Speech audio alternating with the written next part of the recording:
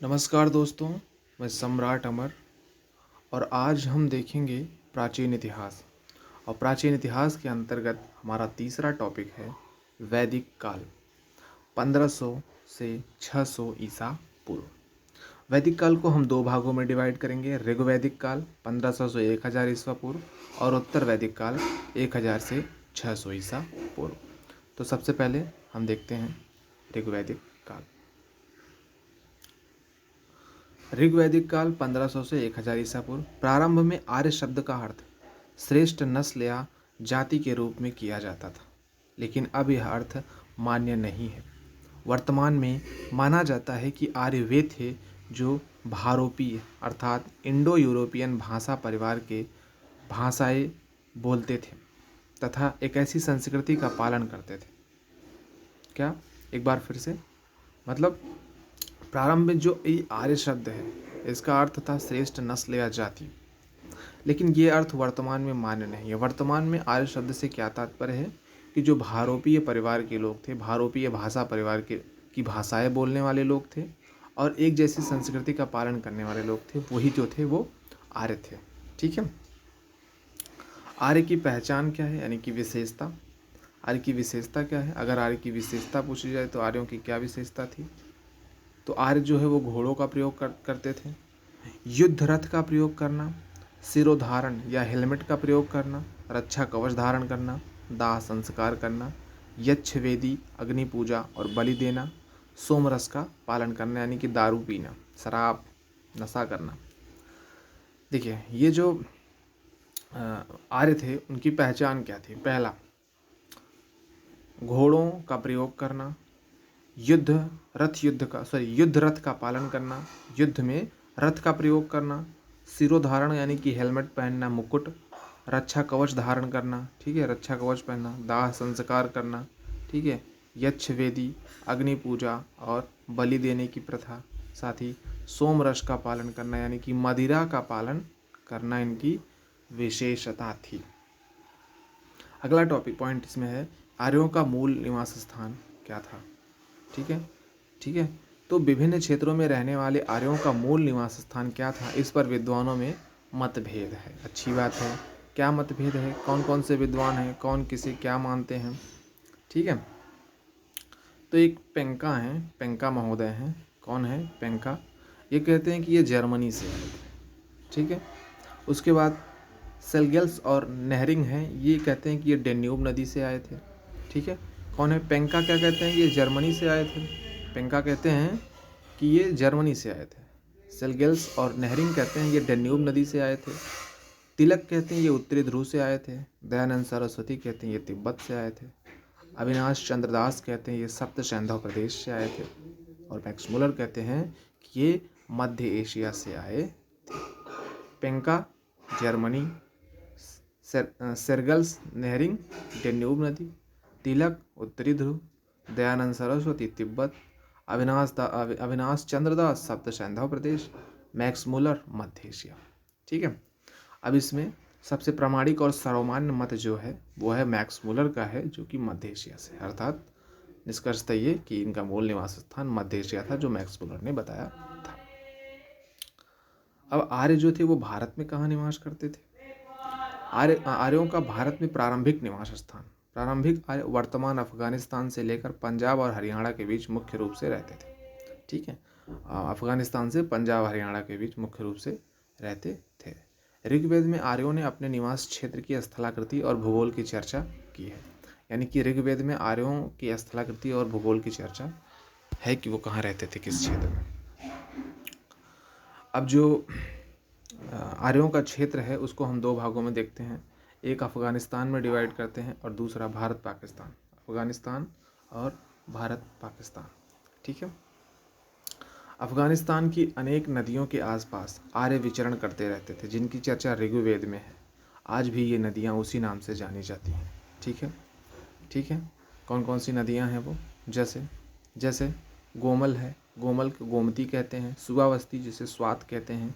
कुआ है जिसे काबुल कहते हैं। कुर्रम है जिसे कुमू कहते हैं। मतलब हमें ये भी याद रखना है कि कोमल मतलब वैदिक काल की वो नदी जो है जो कोमल, जिसे वर्तमान में गोमती कहते, सॉरी गोमल को गोमती कहते हैं, सुवावस्तु को स्वात कहते हैं, कुआ को काबुल कहते हैं और कुर्रम को कुमू कहते हैं। ये सब के सब अफगानिस्तान की नदियां हैं और उन्हीं नदियों के किनारे अफगानिस्तान में आर्य रहते थे। अब भारत पाकिस्तान में देखा जाए तो भारत पाकिस्तान का सप्त सिंधु क्षेत्र यानी कि सिंधु नदी के आसपास का क्षेत्र आर्यों का मुख्य क्षेत्र था। इसे इन्होंने देवयोनी यानी कि ईश्वर द्वारा रचित, देवयोनी यानी कि ईश्वर द्वारा रचित कहकर काफ़ी प्रशंसा की है। आर्यों ने सिंध आर्यों ने सिंध एवं अनेक उसकी सहायक नदियों की चर्चा की है, जिनकी वर्तमान नदियों की तुलना कर पहचान स्थापित किया गया है। जैसे जैसे उन्होंने सिंधु का नाम दिया है, सिंधु जो वर्तमान में सिंधु है, विस्तता जिसे वर्तमान में झेलम कहा जाता है, अस्किनी चेनाब है, चंद्रभागा भी इसी का नाम मिलता है, पुरुषणी जो रावी नदी है, विपाशा व्यास नदी, शत्रुधि सतलज नदी और सरस्वती जो कि विलुप्त हो चुकी है। तो ये जो बाएं साइड में है जैसे कि सिंधु, विस्तता, अश्किनी, ये पूरा सिंधु, विस्तता, अश्किनी ये जो नाम है ये ऋग्वैदिक काल के हैं और ये वर्तमान नाम है उनके जो वर्तमान में प्रचलित हैं। ठीक है, सिंधु, विस्तता, अस्किनी, परुष्णी, विपासा, शतुद्री, सरस्वती। सिंधु का नाम सिंधु ही है, वितस्ता वर्तमान में झेलम है, अश्किनी वर्तमान में चेनाब या चंद्रभागा है और परुष्णी वर्तमान में रावी नदी है नाम से जानी जाती है, विपासा को व्यास और शतुद्री को सतलज नदी के नाम से जाना जाता है। ठीक है, ऋग्वैदिक आर्य ने हिमालय की भी चर्चा की गई है, ऋग्वैदिक आर्य ने हिमालय की भी चर्चा की है, उसे हिमवंत या मुजवत पर्वत कहा है।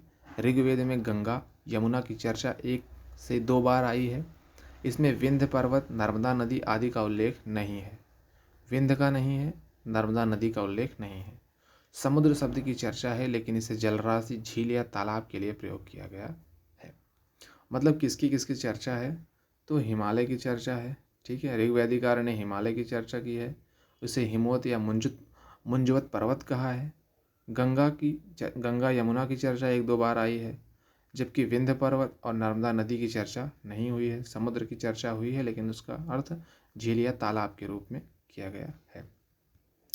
ऋग्वैदिक आर्य बंगाल की खाड़ी और अरब सागर से परिचित नहीं थे। यतः ऋग्वैदिक आर्यों का प्रारंभिक निवास पश्चिमोत्तर था, न कि गंगा घाटी। ठीक है, ये चीज़ देख लीजिए कि ऋग्वैदिक आर्य जो थे वो उससे परिचित नहीं थे, किससे, अरब सागर और बंगाल की खाड़ी से, इसलिए इनका जो निवास स्थान था वो मुख्यतः पश्चिमोत्तर भारत में ही था, न कि गंगा घाटी में था।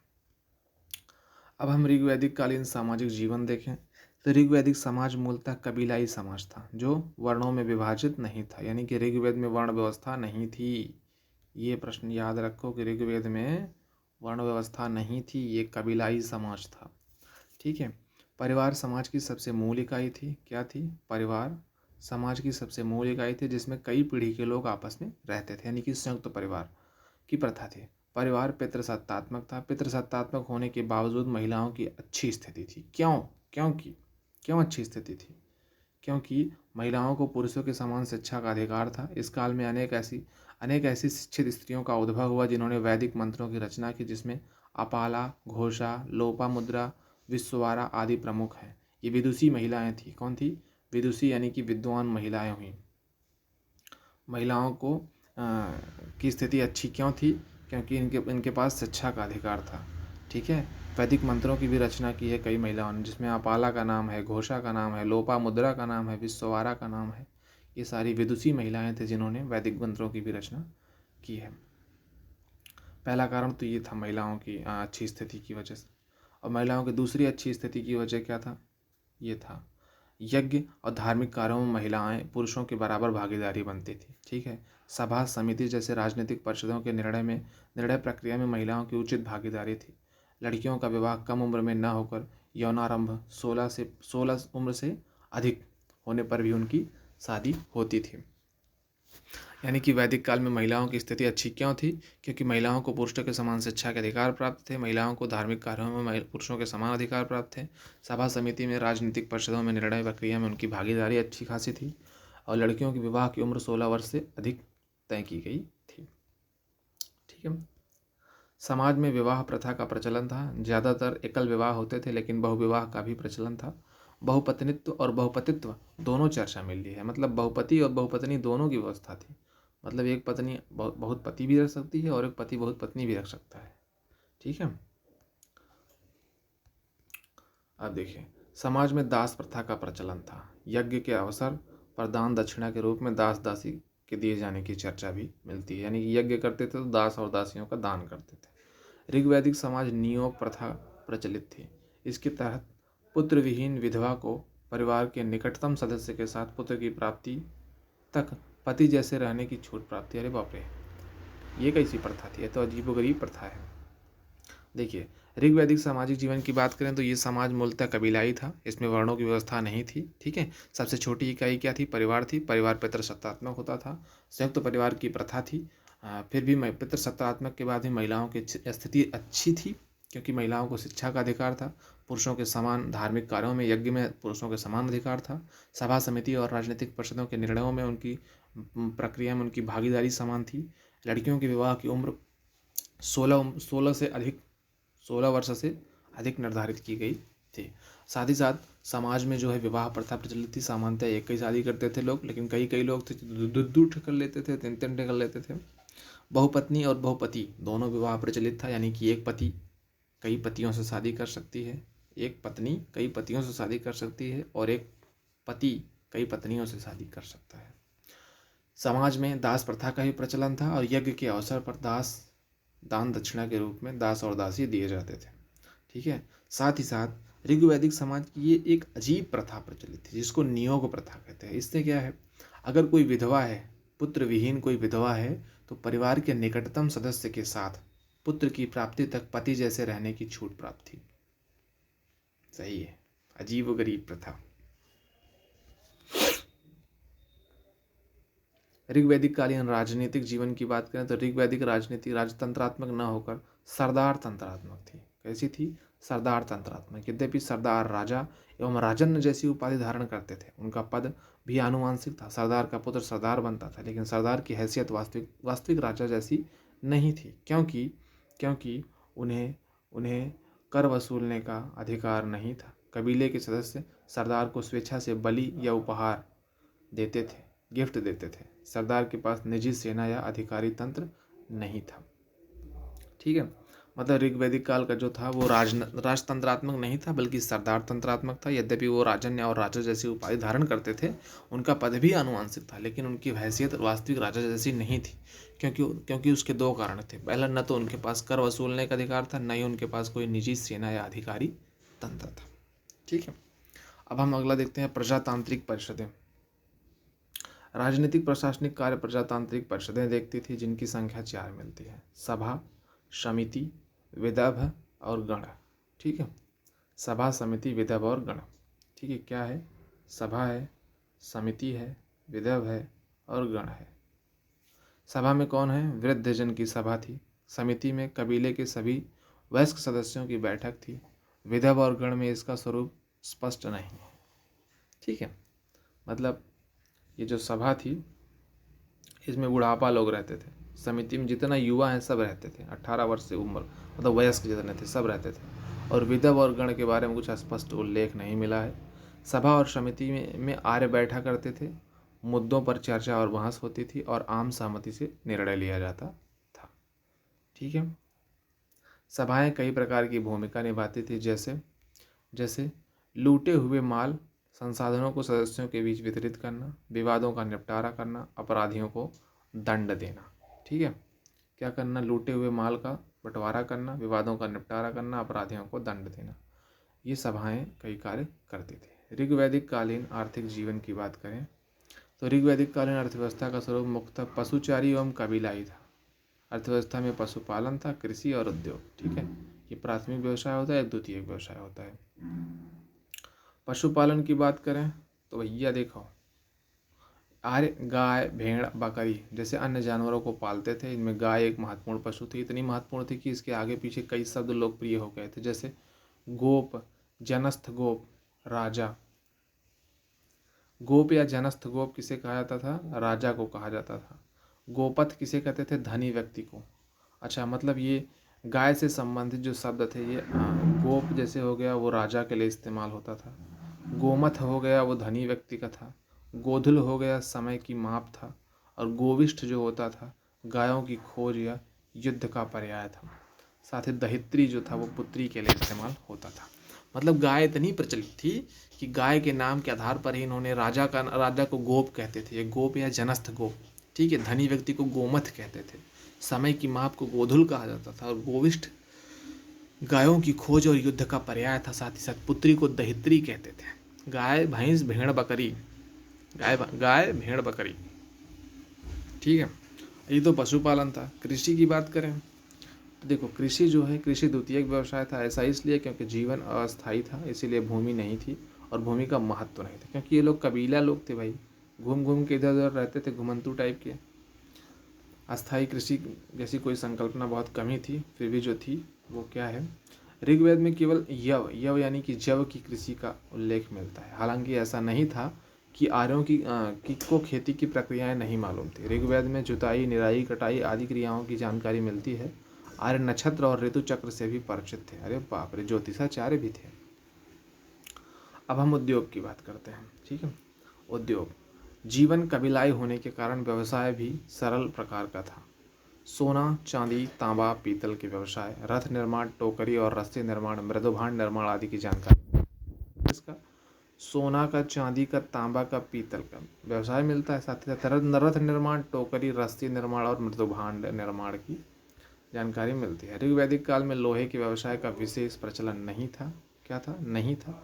ऋग्वेद में लोहे की चर्चा नहीं मिलती है। अयश अयश शब्द की चर्चा मिलती है, जिसे गैर लौह धातु माना जाता है, लौह नहीं, अयश, ठीक है।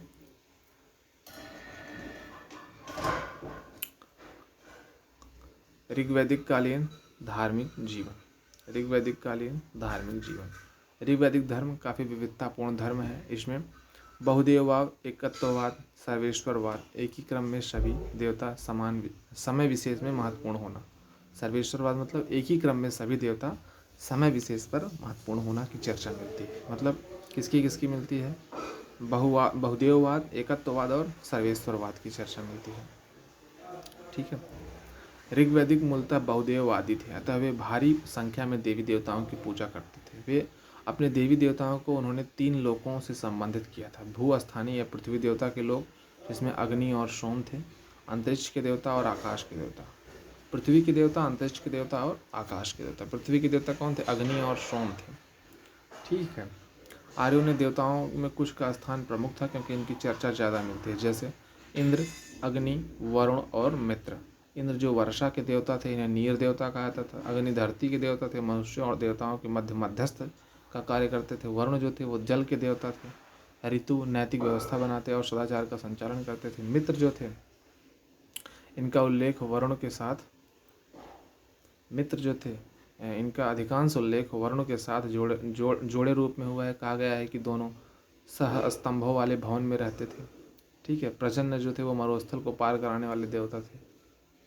ये इनके जो देवता थे 5 ठो, इंद्र, अग्नि, वरुण, मित्र और प्रजन्य। इंद्र जो थे वह वर्षा के देवता थे, अग्नि धरती के देवता थे, वरुण जल के देवता थे, मित्र जो थे अधिकांश वरुण के साथ इनका उल्लेख किया गया है, ठीक है। प्रजन्य जो थे वो मरुस्थल को पार कराने वाले देवता थे। अब अगर हम नोट की बात करें तो ऋग्वेद में विष्णु की चर्चा है, लेकिन वे अभी इंद्र से कम महत्वपूर्ण थे। ऋग्वेद में रुद्र, शिव की चर्चा नहीं है, इसीलिए शिव को अनार्य देवता माना जाता है। शिव की चर्चा नहीं है ऋग्वेद में, विष्णु की चर्चा है, ठीक है। आर्य देवियों को भी पूजा जाता था। इसमें कुसा, निशा, अदिति आदि प्रमुख थे, लेकिन इनका स्थान पुरुष देवताओं की तुलना में गौण था। गौण मतलब द्वितीयक था, क्योंकि समाज पितृसत्तात्मक था। कौन कौन सी थी? कुशा थी, निशा थी, अदिति थी, ठीक है। अगला देखते हैं हम। आर्य अपने देवी देवताओं की पूजा, प्रार्थना, स्तुति, वंदना, यज्ञ आदि के माध्यम से करते थे। कैसे? पूजा प्रार्थना करते थे, स्तुति करते थे, वंदना करते थे और यज्ञ भी करते थे, देवता को अपने प्रसन्नचित्त करने के लिए। ऋग्वैदिक धर्म की प्रकृति कैसी थी? आर्यों द्वारा प्रकृति के तत्वों को दैवीयकरण करके देवी देवताओं का निर्माण किया गया था। ऋग्वैदिक धर्म का एक स्वरूप मानवीकृत भी था, क्योंकि आर्यों ने मानवीय गुणों को भी देवताओं के रूप देवताओं का आरोपण किया था। ऋग्वैदिक धर्म का स्वरूप कर्मकांड प्रधान नहीं था। हालांकि यज्ञ किए जाते थे, परंतु मुख्य बल प्रार्थना एवं स्तुति वंदना पर ही दिया जाता था। आर्य मुख्यतः भौतिक उन्नति के लिए देवताओं की प्रार्थना करते थे, स्वर्ग के लिए नहीं। ठीक है, मतलब ऋग्वैदिक आर्य का स्वरूप कर्मकांड प्रधान नहीं था। हालांकि वो यज्ञ किए जाते थे, परंतु मुख्य बल प्रार्थना पर दिया जाता था, प्रार्थना एवं स्तुति वंदना पर दिया जाता था। आर्य मुख्यतः भौतिक उन्नति चाहते थे। ठीक है, चाहते थे कि इस संसार में, जो हम भौतिक संसार में, यहाँ हमें चीज़ें अच्छे से मिलें, हमें स्वर्ग नहीं चाहिए, वो स्वर्ग की कामना नहीं करते थे। अब हम देखते हैं उत्तर वैदिक आर्यों का भारत में निवास स्थान।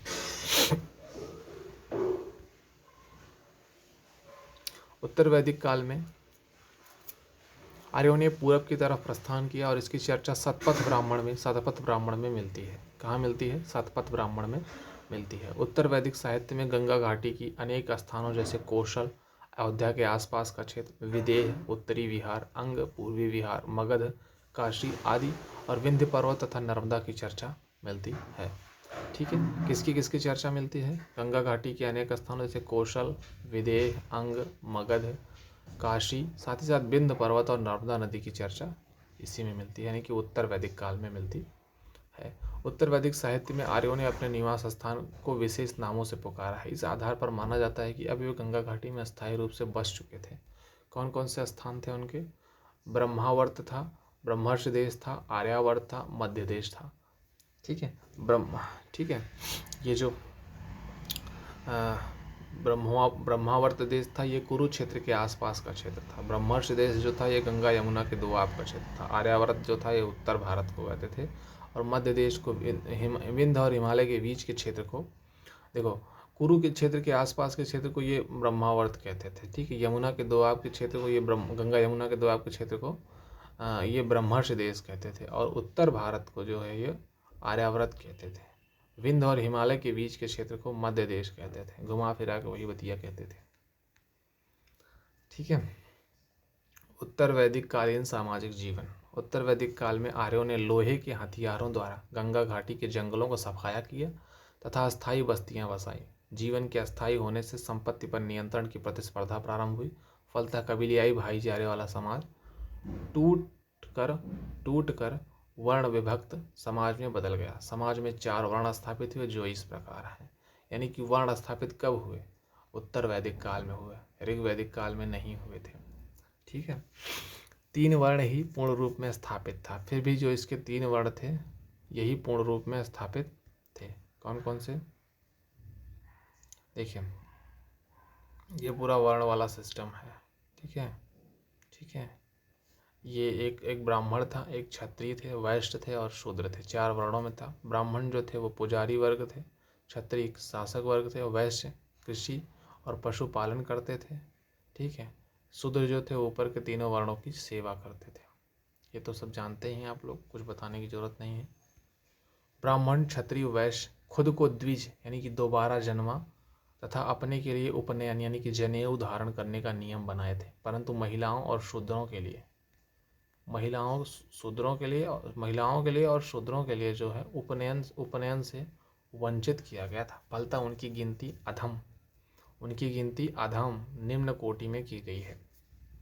ठीक है, लेकिन शूद्रों के साथ अभी भी छुआछूत का व्यवहार नहीं किया जाता था। यहाँ तक कि रथ निर्माण करने वाले कुछ विशेष शूद्रों को उपनयन का अधिकार दिया गया था। इसको याद करो, कुछ विशेष शूद्रों को उपनयन का अधिकार दिया गया था। ठीक है, किसको दिया गया था? शूद्रों को, कुछ विशेष शूद्रों को दिया गया था। ठीक है, महिलाओं की स्थिति की बात की जाए, महिलाओं की स्थिति की, तो उत्तर वैदिक काल में महिलाओं की स्थिति में गिरावट आई। क्या हुई? गिरावट आई। क्यों? इसमें शिक्षित महिलाओं की संख्या में कमी आई, क्योंकि शिक्षित महिलाओं की संख्या में कमी आई। ठीक है, सभा समिति में उनका महत्व कम हो गया। पढ़ेंगे लिखेंगे नहीं तो महत्व कम ही हो जाएगा। कम उम्र में लड़कियों का विवाह प्रारंभ हो गया। नहीं पढ़ेंगे लिखेंगे तो कम उम्र में तो ब्याह कर ही दिया जाएगा ना। लड़कियों के जन्म को इस काल में अच्छा नहीं माना जाता था। परिणाम तो यही होगा ना था। जाने लगा। ऐतरेय ब्राह्मण अब पुत्री को दुख का कारण कहते थे। ऐतरेय ब्राह्मण अब पुत्री को दुख का कारण कहते हैं। इसी में गोत्र की स्थापना होती है। गोत्र की स्थापना, ठीक है, किसकी स्थापना होती है? गोत्र की। गोत्र शब्द की पहली चर्चा, गोत्र शब्द की पहली बार चर्चा ऋग्वेद में मिलती है, लेकिन गोत्र के आधार पर विवाह प्रतिषेध उस काल में प्रचलित नहीं था। गोत्र के आधार पर विवाह प्रतिषेध उस काल में प्रचलित नहीं था। गोत्र के आधार पर विवाह को वर्जित करने का नियम उत्तर वैदिक काल में बना है, यानी कि अपने गोत्र में विवाह नहीं कर सकते हो। ये ऋग्वैदिक काल में नहीं था, ये उत्तर वैदिक काल में आया है। इस काल में दास प्रथा, विवाह प्रथा, एकल और बहु दोनों, नियोग प्रथा प्रचलित थी। दास प्रथा समझते हैं, विवाह प्रथा समझते हैं, उसके बाद नियोग प्रथा भी समझते हैं। पिछली बार समझाए थे, ऋग्वैदिक काल में भी ये था। उत्तर वैदिक कालीन राजनीतिक जीवन। उत्तर वैदिक काल में अस्थायी जीवन होने के कारण क्षेत्र का महत्व बढ़ा, जिससे क्षेत्रीय राज्यों की स्थापना हुई। इस काल में अलग अलग क्षेत्र के सरदार अलग अलग नामों से राजा के रूप में जाने जाने लगे। जैसे मध्य देश के राजा, ठीक है। उत्तर वैदिक काल में धीरे धीरे राजतंत्रात्मक का विकास हुआ। ऋग्वैदिक सरदार अब अन्य कबीलों के जैसे नहीं रह गया, उनकी शक्ति में वृद्धि हुई। राजा द्वारा कर वसूला जाने वाले अधिकारियों जैसे भागदूत, संग्रहित्र आदि की नियुक्ति की गई। ऋग्वैदिक कालीन वली गिफ्ट को अब नियमित कर के रूप में वसूला जाने लगा, ठीक है। राजाओं द्वारा शासन संचालन एवं अपनी सुरक्षा के लिए अधिकारियों की नियुक्ति की जाने लगी। पुरोहितों द्वारा राजाओं की शक्तियों को बढ़ाने के लिए बड़े बड़े यज्ञ जैसे राजसूय यज्ञ, सिंहासनारोहण के समय किया जाने वाला अश्वमेध यज्ञ, वाजसनेय यज्ञ, यह एक रथ दौड़ होता था, आदि किए जाने लगे। ये भी अपना काम निकालना शुरू कर दिए। राजत्व में देवत्व का आरोपण किया गया, फलतः राजा एवं आम प्रजा के बीच काफी अंतर हो गया।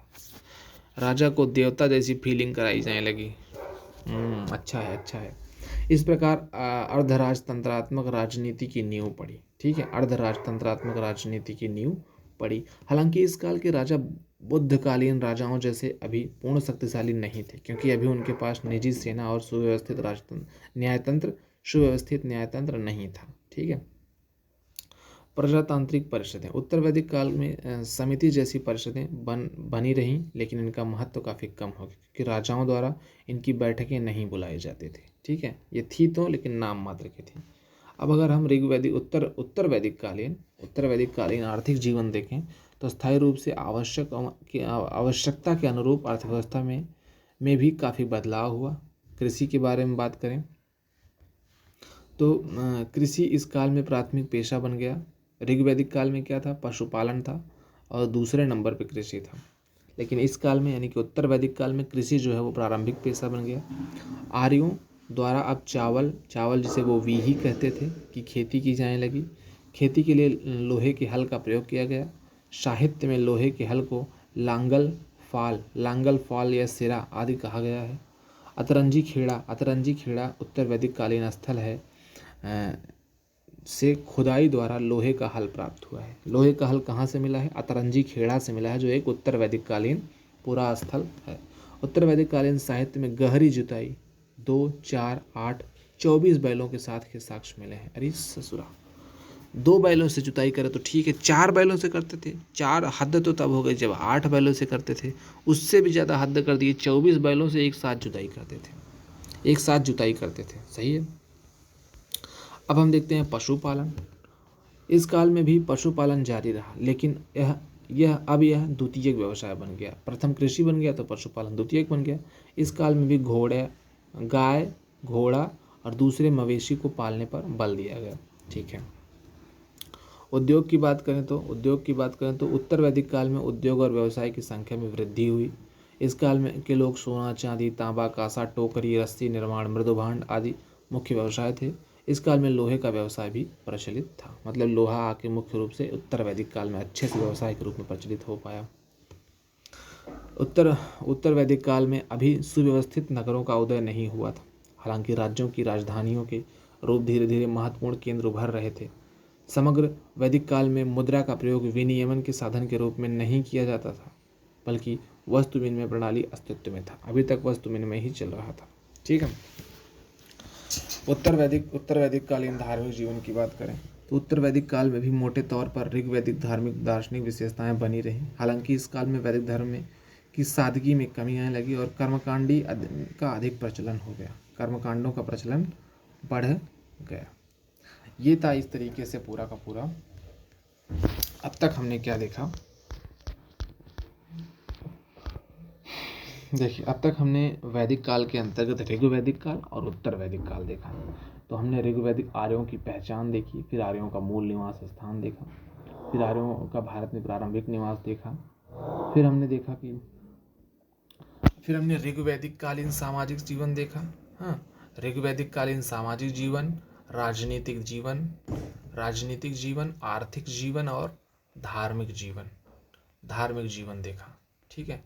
उसके बाद हमने ऋग्वैदिक काल धर्म की प्रकृति भी देखी। उसके बाद आगे हमने उत्तर वैदिक कालीन आर्यों का भारत में निवास देखा। मतलब ये तो ऋग्वैदिक काल का था। फिर उत्तर वैदिक काल का देखा कि उत्तर वैदिक के आर्य कहाँ रहते थे, भारत में। ठीक है, गंगा घाटी में आ गए थे वो। फिर उनकी सामाजिक स्थिति, राजनीतिक स्थिति, आर्थिक स्थिति और धार्मिक स्थिति का हमने वर्णन किया। अब हम देखते हैं वैदिक कालीन साहित्य। वैदिक काल में जो साहित्यों की रचना हुई जिसमें महत्वपूर्ण वेद थे। वेदों का नाम आता है। वेद में ऋग्वेद, यजुर्वेद, सामवेद, अथर्ववेद, ये तीनों जो हैं ये तो ऋग्वैदिक कालीन है, ये उत्तर वैदिक काल में आता है। ठीक है।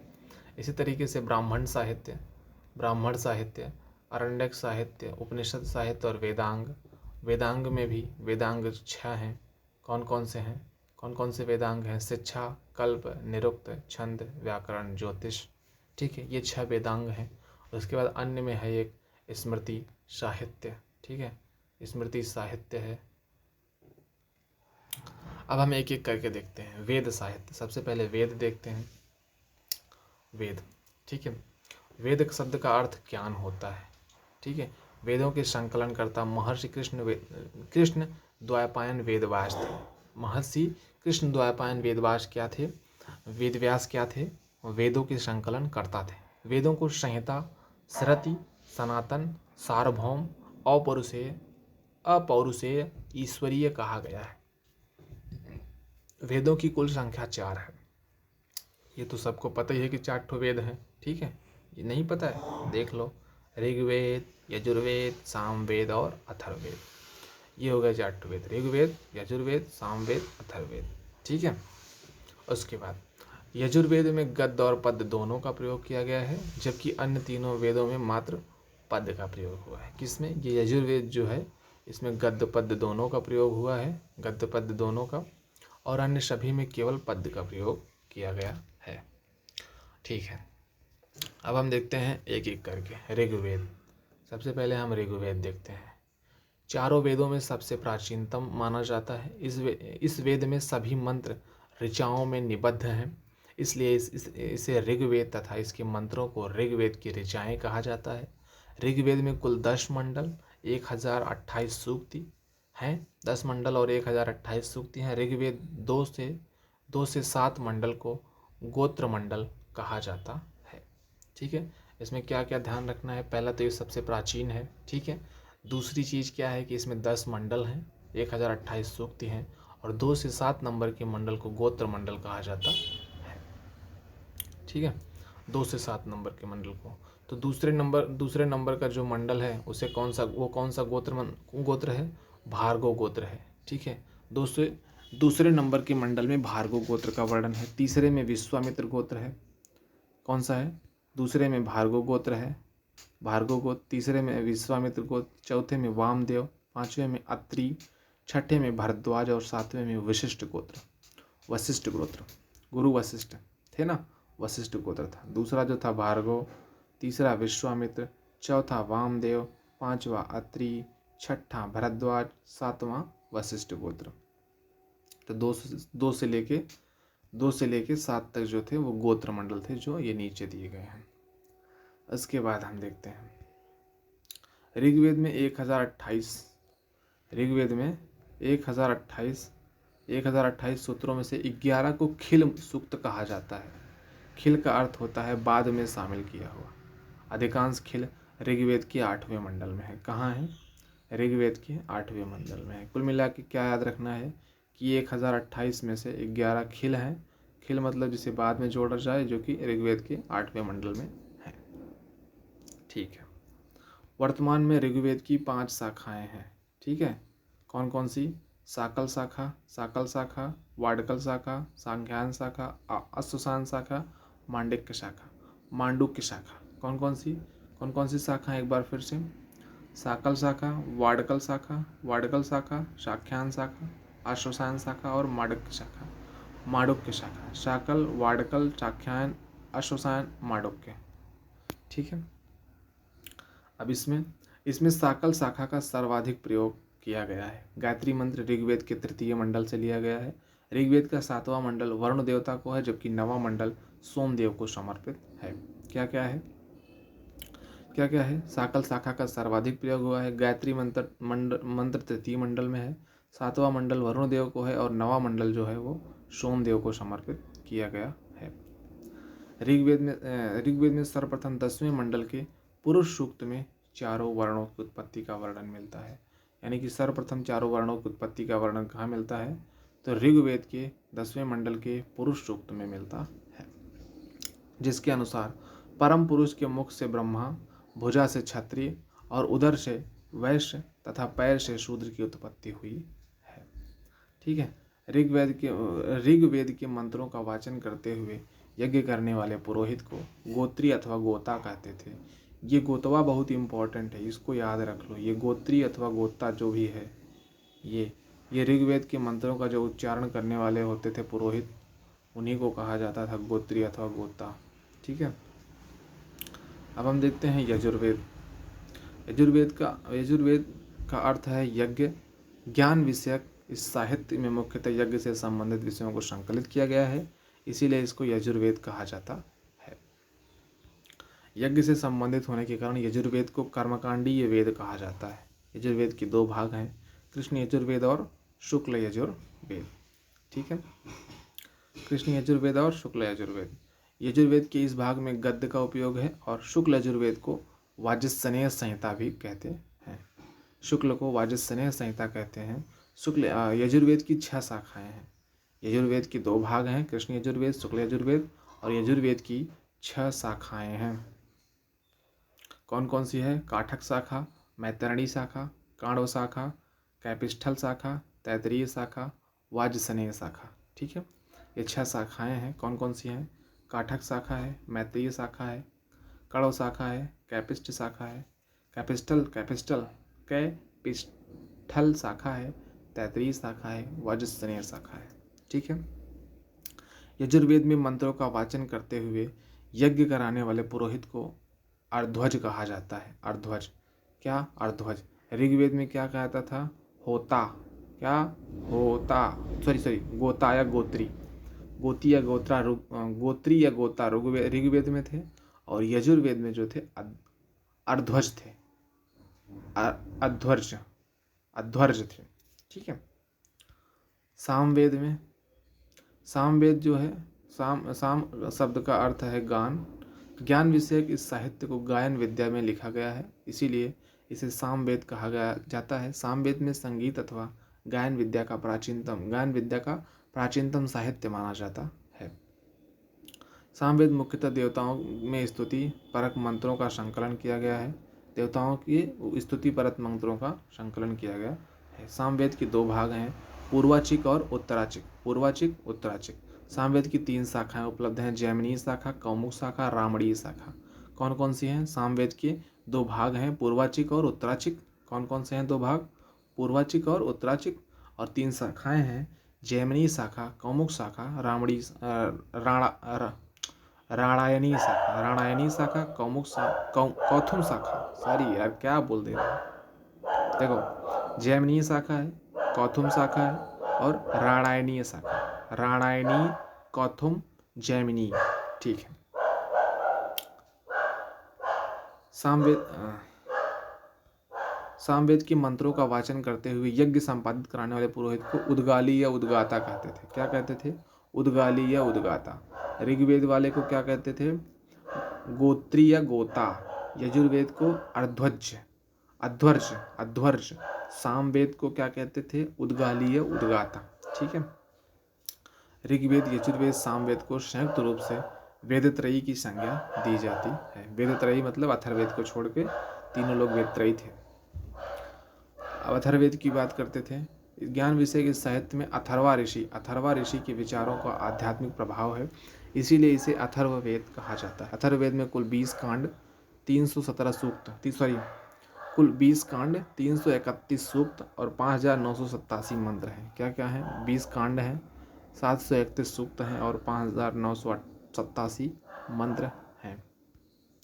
अथर्ववेद की 2 शाखाएं हैं। कौन कौन सी हैं? सावनक शाखा और विप्लात शाखा। सावनक विप्लात, सावनक विप्लात, विप्लात सावनक, सावनक विप्लात, ये 2 शाखाएं हैं। जिसको याद कर डालिए, रट डालिए, ये सब एक एक फैक्ट रटा होना चाहिए। पृथ्वी सूक्त अथर्ववेद का प्रतिनिधि सूक्त है, क्योंकि इसमें मानव जीवन से संबंधित लगभग समस्त गति और तिथियों का वर्णन मिलता है। पृथ्वी सूक्त अथर्ववेद का प्रतिनिधि सूक्त है, क्योंकि इसमें मानव जीवन से संबंधित लगभग समस्त गति और तिथियों का वर्णन मिलता है। अथर्ववेद में भूत प्रेत, जादू टोना जैसे अनार्य विषयों का भी उल्लेख मिलता है, जो इस बात का प्रमाण है कि आर्यों का प्रसार अनार्य क्षेत्रों में हो चुका था। अनार्यों का प्रचार आर्य क्षेत्र में हो चुका था। ठीक है। अथर्ववेद के मंत्रों का वाचन करते हुए यज्ञ कराने वाले को ब्रह्मा कहा जाता था। ऋग्वेद में गोत्री या गोता, यजुर्वेद में अध्वर्ज और सामवेद में क्या कहा जाता था? सामवेद में, एक मिनट, उद्गाता या उद्गाली कहा जाता था और अथर्ववेद वाले को क्या कहा जाता था? ब्रह्मा कहा जाता था। ठीक है।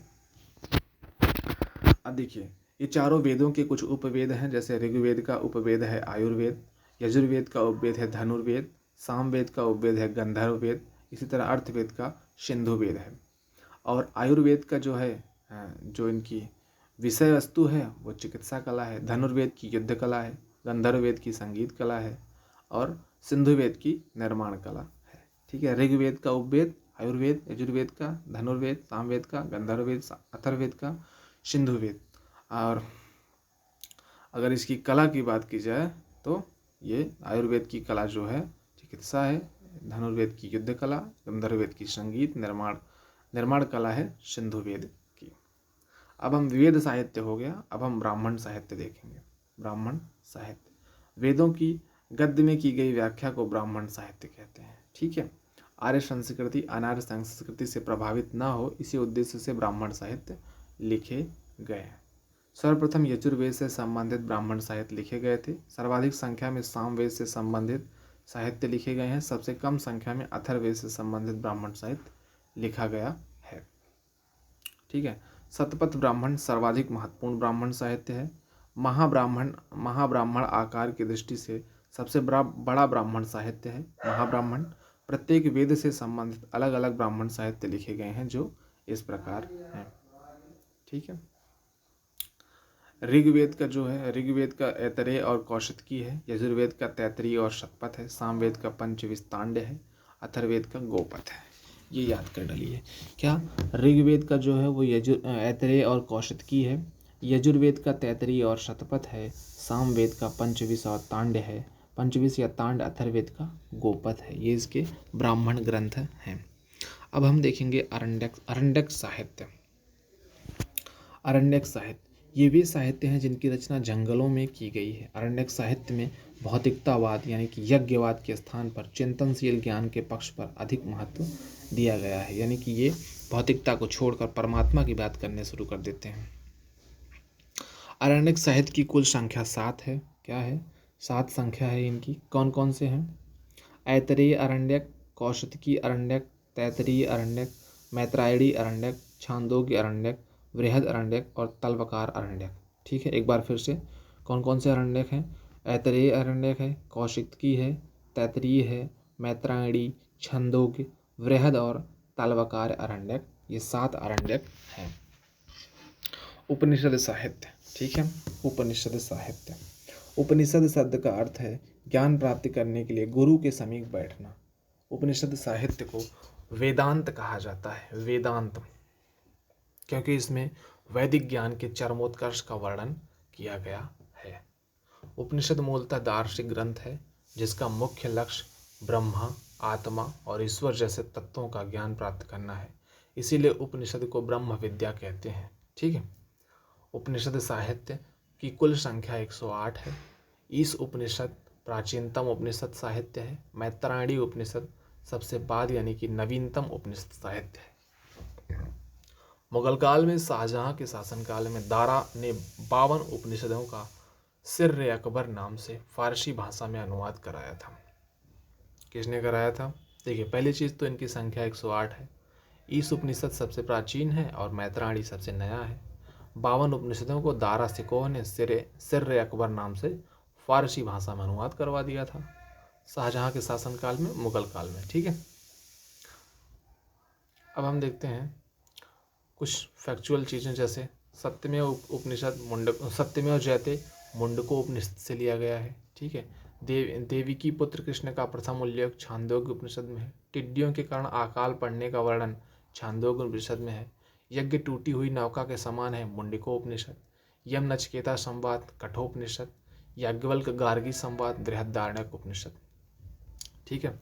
ये याद होना चाहिए कि सत्यमेव जयते मुंडको उपनिषद, देवकी पुत्र कृष्ण का प्रथम उल्लेख छांदोग्य उपनिषद, टिड्डियों के कारण अकाल पड़ने का वर्णन छांदोग्य उपनिषद, यज्ञ टूटी हुई नौका के समान है ये मुंडको उपनिषद में कहा गया है। यम नचिकेता संवाद कठोपनिषद, याज्ञवल्क गार्गी संवाद बृहदारण्यक उपनिषद। बृहदारण्यक उपनिषद किसमें? बृहदारण्यक उपनिषद। अब अगला हम देखते हैं वेदांग साहित्य। कौन? वेदांग साहित्य। ठीक है। वेदों को भली भांति समझने के लिए वेदांग साहित्य की रचना की गई। वेदांग की कुल संख्या 6 है। शिक्षा, कल्प, निरुक्त, छंद, व्याकरण और ज्योतिष। ठीक है। अब हम एक एक करके देखते हैं। शिक्षा, इसे उच्चारण शास्त्र कहा जाता है तथा इसका संबंध नासिका से है। क्या है?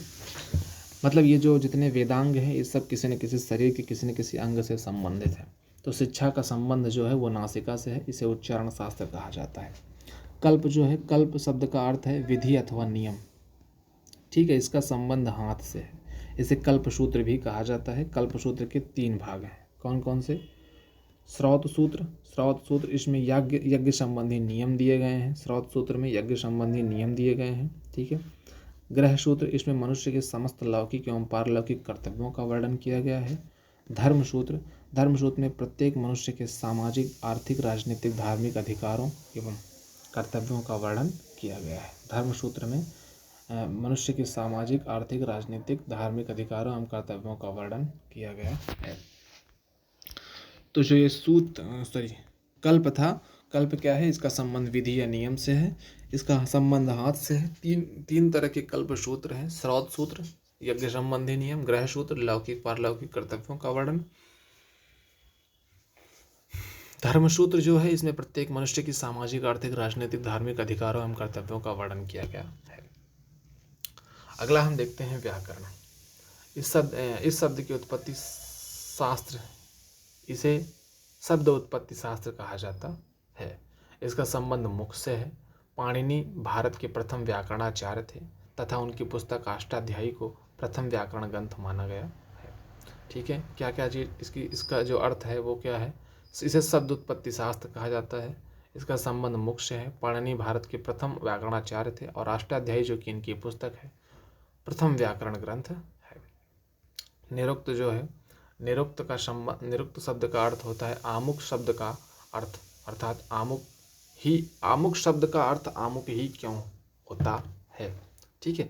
निरुक्त को शब्दकोश शास्त्र कहा जाता है। इसका संबंध कान से है। ठीक। यास्क भारत के प्रथम निरुक्ताचार्य हैं। क्या है? प्रथम निरुक्ताचार्य हैं तथा यास्क ही निर्दिष्ट शास्त्र को वैदिक साहित्य का शब्दकोश कहा जाता है। यास्क की ही पुस्तक निर्दिष्ट शास्त्र को वैदिक साहित्य का शब्दकोश कहा जाता है। ठीक है। छंद की बात की जाए,